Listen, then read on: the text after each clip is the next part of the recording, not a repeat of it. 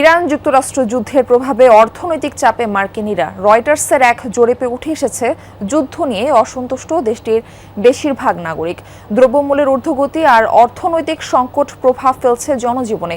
যুদ্ধ স্থগিত হওয়ায় সাময়িক স্বস্তি এলেও কাটেনি অনিশ্চয়তা।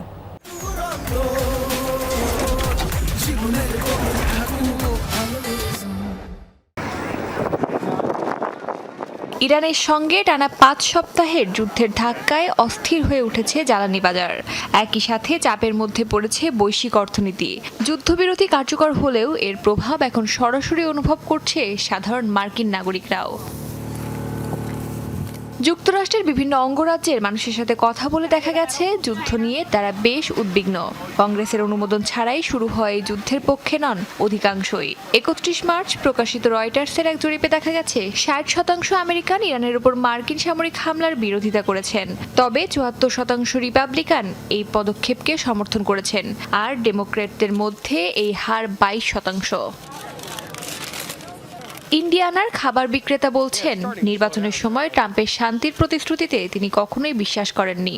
অন্যদিকে শিকাগোর এক ব্যবসায়ী জানিয়েছেন, জ্বালানির দাম বাড়ায় ব্যবসা টিকিয়ে রাখা কঠিন হয়ে পড়েছে। এখন মনে হচ্ছে এরপর কোথায় যুদ্ধ শুরু হবে সেটাই বড় প্রশ্ন।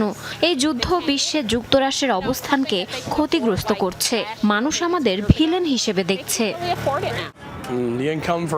বছরে $1,00,000 আয় করেও খরচ সামলানো যাচ্ছে না। প্রতিনিয়ত টিকে থাকার জন্য লড়াই করতে হচ্ছে।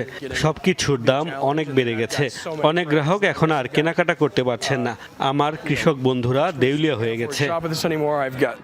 অন্যদিকে নিউ ইয়র্কের এক অবসরপ্রাপ্ত ফায়ার ফাইটারের আশঙ্কা, হরমুজ প্রণালীতে জাহাজ চলাচল বিঘ্নিত হয় এই সংকট দীর্ঘস্থায়ী হতে পারে। তার মতে, পরিস্থিতি স্বাভাবিক হলেও জ্বালানির দাম দ্রুত কমবে না। পাশাপাশি যুদ্ধে যে বিপুল অর্থ ব্যয় হয়েছে তা নিয়েও উদ্বেগ প্রকাশ করেছে অনেকেই। যদি আগামীকাল প্রণালীটি খুলে দেওয়া হয়, তবুও জট একদিনে কাটবে না। এমন না যে সঙ্গে সঙ্গেই জ্বালানির দাম কমে যাবে। স্বাভাবিকভাবেই যুদ্ধ আমরা সমর্থন করি না। অর্থনীতির জন্য এটা ভালো কিছু নয়। সরকারের উচিত সাধারণ মানুষের কথা ভাবা। খবরের প্রতি মানুষের মনোযোগেও দেখা যাচ্ছে ভিন্নতা।